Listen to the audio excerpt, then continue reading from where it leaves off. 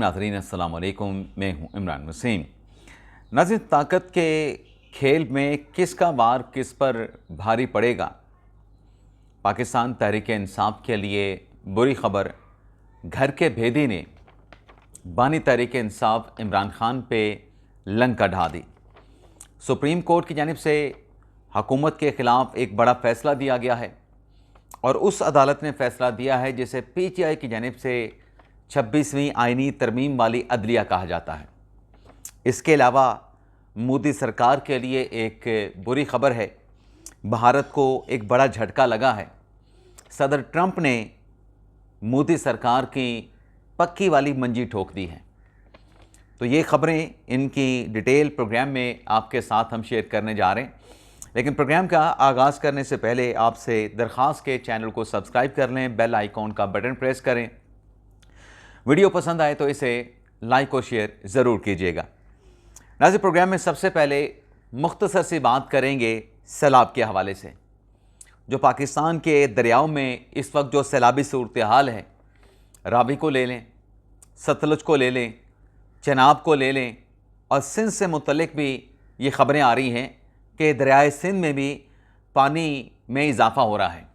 लेकिन इस वक्त जो बदतरीन सैलाब का सामना है पंजाब को, पाकिस्तान के अवाम को, वो दरियाए रावी है, दरियाए सतलुज है और दरियाए चनाब है। अब ये नाज़रीन हमें समझने की ज़रूरत है कि इस सैलाबी रेले के नतीजे में अब तक 33 अमवात हो चुकी हैं, सैकड़ों देहात ज़ेरे आब आ चुके हैं और लाखों अफराद जो कि सैलाब से मुतासरा हैं वो नकल मकानी पे मजबूर हैं या उनको हिफाजती मकामात पे मुंतकिल किया गया है। लेकिन इस सैलाब के दौरान जो एक बात देखने को मिल रही है कि सियासत हो रही है, और सियासत भी इतनी बदतरीन और इतनी घटिया हो रही है। यानी यहाँ पे मेरा एक सवाल है, और ये जो मैं बात करने जा रहा हूँ, कुछ दोस्तों को शायद ये बात पसंद भी ना आए, क्योंकि जो पॉपुलर स्टांस होता है जहाँ पे आप दूसरे की पगड़ी उछाल रहे होते हैं, वो सुनने के लिए बहुत अच्छा लगता है, वो कानों को भी बहुत अच्छा लगता है। लेकिन सवाल ये है कि जब आपके दरियाओं में आपके दुश्मन की तरफ से, दुश्मन कौन है, ये पानी किसकी तरफ से छोड़ा गया है? भारत की तरफ से छोड़ा गया है। इतना पानी छोड़ दिया जाए कि पहले तो पानी को इकट्ठा किया जाए और फिर इतनी मिकदार में पानी छोड़ा जाए कि वो मिकदार का पानी आपके जो हेड बने हुए हैं, जैसे बिलो के हेड वर्क्स है, दरिया हेड पंजनत है, तरीमू का मुकाम है, हेड सुलेमान की है, जिन जगहों से ये पानी गुजरता है, देखना यह है कि क्या उनकी कैपेसिटी है, ये लाखों क्यूसेक पानी जब सैलाब की सूरत में आता है, क्या वो उनको बर्दाश्त कर सकते हैं? ये सोचने की और समझने की बात है। तो ये जो हमारे हेड बने हुए हैं, इनमें इतनी कैपेसिटी नहीं कि लाखों क्यूसेक जो पानी है उसका रेला अपने जो इनके दरवाजे होते हैं उनसे गुजार सकें। तो उन हेड्स को बचाने के लिए, हेड सुलेमान की मिसाल के तौर पे हेड बलूकी हो गया, हेड तरिम हो गया, हेड पजनद हो गया, उनको बचाने के लिए फिर पीछे पानी जो है ब्रीच किया जाता है, जो बंद होते हैं उनको तोड़ा जाता है ताकि आपके हेड बैठ सकें, सैलाब से उनको नुकसान ना पहुंचे। हाँ, ये ज़रूर बात होनी चाहिए कि जब सैलाब की सी सूरत हाल पैदा होती है तो जो भी हुकूमत हो, जिस पार्टी की हुकूमत हो, जिसको अवाम ने मुंतखब किया हो, वो ज़्यादा से ज़्यादा अवाम को रिलीफ फराहम करें, अवाम को रेस्क्यू भी करें, अवाम को रिलीफ भी फराहम करें, उनके नुकसान की तलाफ़ी भी की जाए। लेकिन यहाँ पे ये बात भी एक हकीकत है और तलख हकीकत है कि जब दरियाओं में, मैं किसी सोसाइटी की बात नहीं कर रहा, जो पार्क व्यू की बात हो रही है उस पर अलीम खान बात कर चुके हैं, अपना जवाब दे चुके हैं। उनकी तरफ से जवाब आया है कि मेरी जो सोसाइटी है पार्क व्यू, पहले अर्बन एज के नाम से थी, अपना रिवर एज के नाम से थी, और मेरी सोसाइटी रूडा के अंदर नहीं है। लेकिन मैं इस बहस में जाए बगैर, जब अलीम खान का स्टेटमेंट आ चुका है, किसी ने कार्रवाई करनी है नहीं करनी वो वक्त बताएगा, लेकिन ये जो दरियाओं के अंदर आम लोग अपने घर बना लेते हैं, सोसाइटीज़ की बात नहीं कर रहा, दोबारा कह रहा हूँ, जो लोग दरियाओं के बेड में अपने घर बना लेते हैं, अपनी फसलें वहाँ पे जो है वो उनकी पैदावार कर लेते हैं, क्या उन लोगों को पता नहीं होता कि ये दरियाई ज़मीन है, यहाँ पे कल को सैलाब भी आ सकता है, दुश्मन भारत कभी भी पानी छोड़ सकता है? उनको मालूम होता है। तो इस मुश्किल वक्त में तारीख का बदतरीन सैलाब है। हुकूमतों को चुकन्ना रह के, विजिलेंट रह के मुतासरीन की मदद करनी चाहिए, लेकिन इसमें सियासत नहीं होनी चाहिए। अब यहाँ पे जैसे मैंने कहा कि 33 अमवात हुई हैं पंजाब में सैलाब के नतीजे में। खैबर पख्तूनख्वा में जो सैलाब आया, जो बारिशों से तबाही हुई, सैकड़ों हलाकतें हुई हैं। ना उस पर सियासत होनी चाहिए, ना इस पर सियासत होनी चाहिए, लेकिन यहाँ पे सियासत की जा रही है। ऐसे जो लोग हैं जो इस तरह की आफतों पे सियासत करते हैं, अल्लाह उनसे बचाए, अल्लाह उनको हिदायत अता फरमाए। तो सुप्रीम कोर्ट ने क्या फैसला किया है? सुप्रीम कोर्ट ने वफाकी और सूबाई इदारों से मुतल्लिक, ना सिर्फ वफाकी और सूबाई इदारों से मुतल्लिक, बल्कि जो आज़ाद खुद मुख्तार सरकारी इदारे होते हैं, कारपोरेशंस होती हैं, उनसे मुतल्लिक भी फैसला दिया है।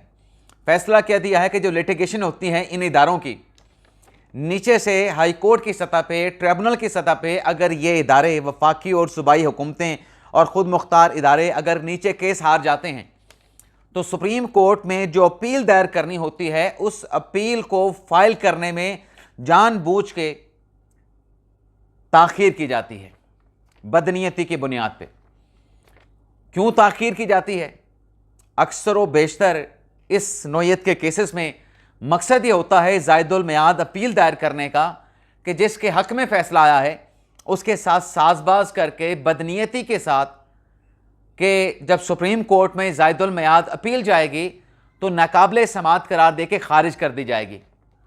और जो मुतलका फ़रीक होता है जिसके हक में हाई कोर्ट फैसला करती है, ट्रिब्यूनल फैसला करती है, और वो फैसला हुकूमत, वफाकी, सूबाई खुद मुख्तार इदारों के खिलाफ होता है, उनके अपने अंदर के लोग उस शख्स के साथ मिल के वक्त के ऊपर अपील फायर नहीं करते।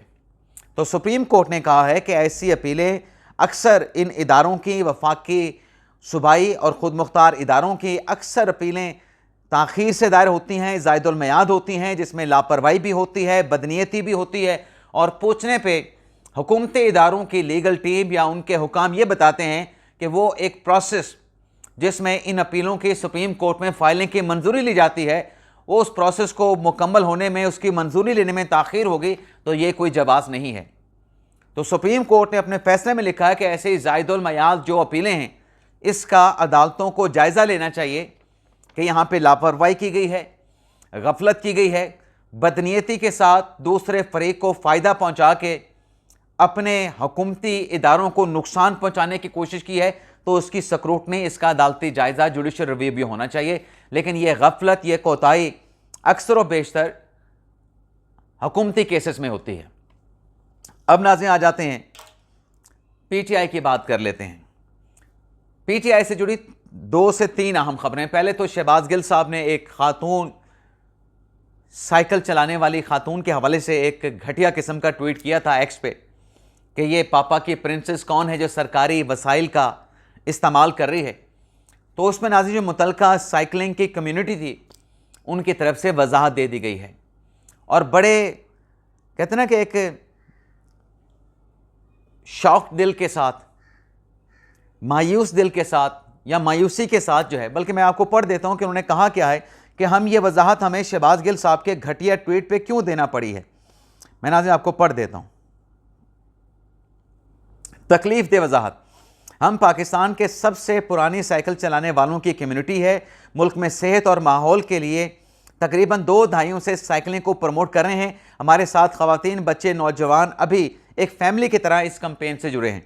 तो शहबाज गिल साहब कहते हैं, हु इज़ दिस पापा की प्रिंसेस मिसिंग पब्लिक मनी।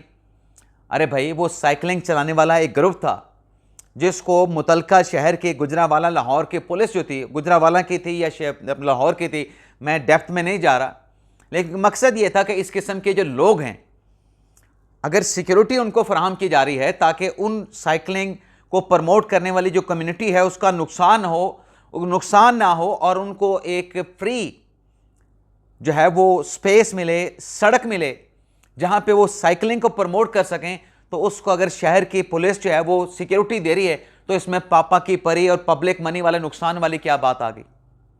तो ये इस किस्म के जो लोग हैं ना नाजरीन, ये जो पाकिस्तान तहरीक इंसाफ से जुड़े मुईद पीरज़ादा जैसे लोग हैं, जो शहबाज गिल जैसे जो लोग हैं, शहजाद अकबर जैसे जो लोग हैं, जो कि भगोड़े हैं, पाकिस्तान से भगोड़े हो चुके हैं, अदालतों में झूठ बोल के गए हैं, और जो बाहर बैठ के अफवाज पाकिस्तान के ख़िलाफ़ प्रोपोगंडा करते हैं, अफवाज पाकिस्तान के रैंक्स में दराने डालने की कोशिश करते हैं।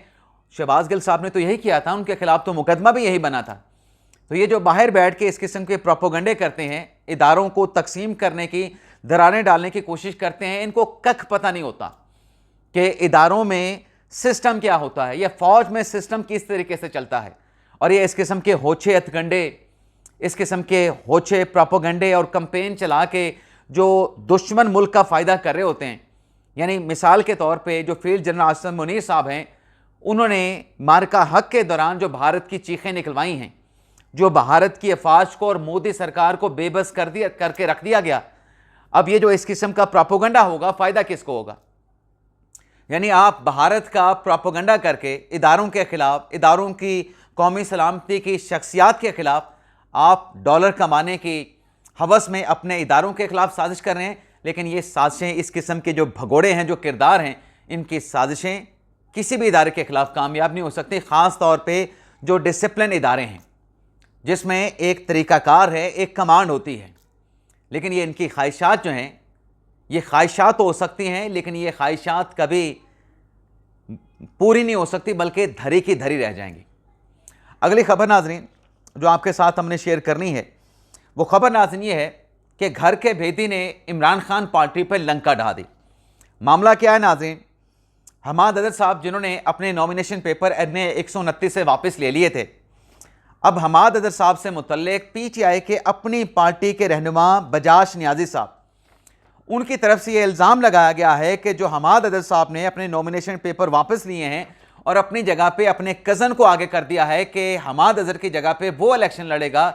दरअसल PTI के आज़ाद हैसियत में इलेक्शन लड़ने वाले रहनुमा बजाज नियाज़ी, जिनको पार्टी का टिकट नहीं मिला, उनका ये कहना है कि ये इनकी सेटलमेंट हुई है हमाद अजहर की इदारों के साथ सेटिंग करने के बाद इन्होंने नॉमिनेशन पेपर वापस लिए हैं और अपने कज़न को आगे कर दिया है।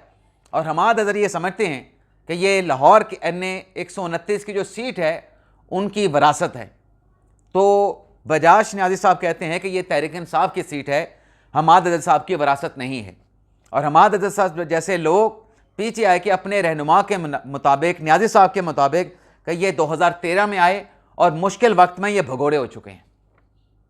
तो पार्टी का अपना ही बंदा कप्तान पार्टी पे, कप्तान के पार्टी के अहम रहनुमा पे और कप्तान के करीबी साथी पे, घर का भेदी है ना, वो लंका ढा रहा है कि इसके एस्टेब्लिशमेंट के साथ सेटलमेंट हो चुकी है। इसके साथ साथ नाज़रीन, तहरीक इंसाफ ने जो एक वार किया कि हम कायमा कमेटियों से रिज़ाइन कर रहे हैं, अब तक की सूरत ये है कि 76 की MNA की तादाद है और सिर्फ 25 अरकान ने इस्तीफ़ा दिया है। और बताया जा रहा है कि कल पीर के रोज़ मज़ीद भी इस्तीफ़े कायमा कमेटियों से पाकिस्तान तहरीक इंसाफ / सुन्नी इत्तेहाद कौंसिल के कायमा कमेटियों से सामने आ सकते हैं। लेकिन इसके साथ साथ जो और वाइब्स आ रही थी कि तहरीक इंसाफ सूबाई असम्बलियों से भी रिज़ाइन करेगी, कौमी असम्बलियों से भी रिज़ाइन करेगी, लेकिन लगता ऐसे है कि ताकत के इस खेल पे जो पाकिस्तान तहरीक इंसाफ ने वार खेला है, सियासी अटैम्प्ट की है, तहरीक इंसाफ को ये अंदाज़ा है कि असम्बलियाँ छोड़ने से, चाहे वो सूबाई असम्बली पंजाब की हो या KP असम्बली हो, चाहे कौमी असम्बली हो, माजी में भी नुकसान हुआ है और अब भी नुकसान होगा। तो बैरिस्टर गौहर अली खान साहब, जो कि तहरीक इंसाफ के रहनुमा हैं, उनकी तरफ से वजाहत की गई है, जवाब दिया गया है, बयान दिया गया है कि खैबर पख्तूनख्वा, पंजाब, सिंध सेनेट और कौमी असम्बलियों से इस्तीफ़े नहीं दिए जा रहे, सिर्फ कायमा कमेटियों से इस्तीफ़े दे रहे हैं, मुस्तफ़ी हो रहे हैं। 25 अरकान के इस्तीफ़े स्पीकर के चैम्बर तक, स्पीकर ऑफिस पहुँच चुके हैं। टोटल हमारे 76 अरकान हैं, मज़ीद भी इस्तीफ़े दिए जाएंगे। तो यहाँ पे एक सवाल ये भी है कि जो आपने एक सियासी एक वार खेला है, उसके बाद जो खान साहब ऑल आउट जाने की कोशिश कर रहे थे, तो बैरिस्टर गौर साहब जो हैं इस अटेम्प्ट के साथ नहीं हैं। और फिर खान साहब का हुक्म कहाँ पे गया? आप तो कह रहे थे कि हमारे लोग रिज़ाइन करेंगे, तो कब रिज़ाइन करेंगे जी? 25 लोगों के सिर्फ इस्तीफे आए हैं। खान साहब की कॉल पे तो लब्बैक कहते हुए सब लोगों को फौरी तौर पे इस्तीफा दे देना चाहिए था। अब आते हैं भारत से मुतल्लिका जो सेगमेंट है। नाज़रीन, मोदी सरकार और भारत को झटका यह लगा है कि जो क्वाड कॉन्फ्रेंस होने जा रही थी भारत में, जिसमें अमेरिकन प्रेसिडेंट डोनाल्ड ट्रंप ने शिरकत करनी थी, सदर ट्रंप ने द्वारा भारत से इनकार कर दिया है। अपनी मसरूफियात का उन्होंने जवाब बनाया है या जवाब बताया है। ये क्वाड कॉन्फ्रेंस क्या है, फोरम क्या है? इसमें अमेरिका है, ऑस्ट्रेलिया है, जापान है और इंडिया है। और जनवरी में जो आखिरी इजलास इसका अमेरिका में हुआ था, अगला इजलास भारत में होना था।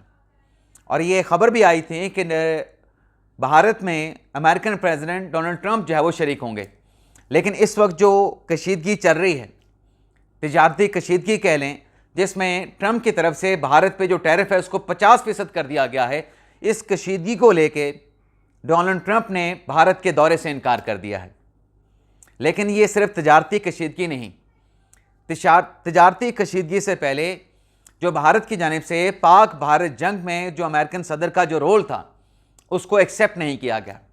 डोनाल्ड ट्रंप के किरदार को ना सराहा गया ना एक्सेप्ट किया गया, बल्कि कहा गया कि अमेरिका का इसका कोई किरदार ही नहीं। जिसके बाद फिर ये ट्रेड जो है वो एस्केलेशन हुई, कशीदगी हुई।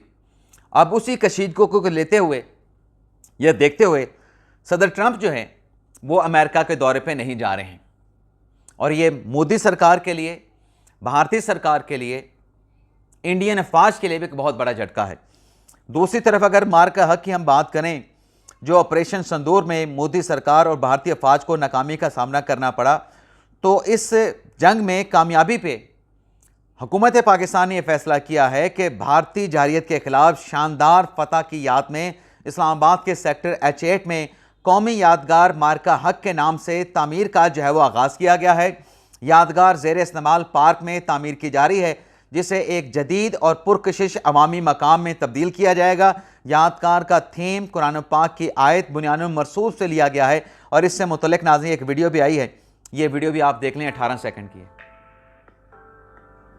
ये यादगार बनाई जाएगी भारत को शिकस्त देने और पाकिस्तान की कामयाबी पे।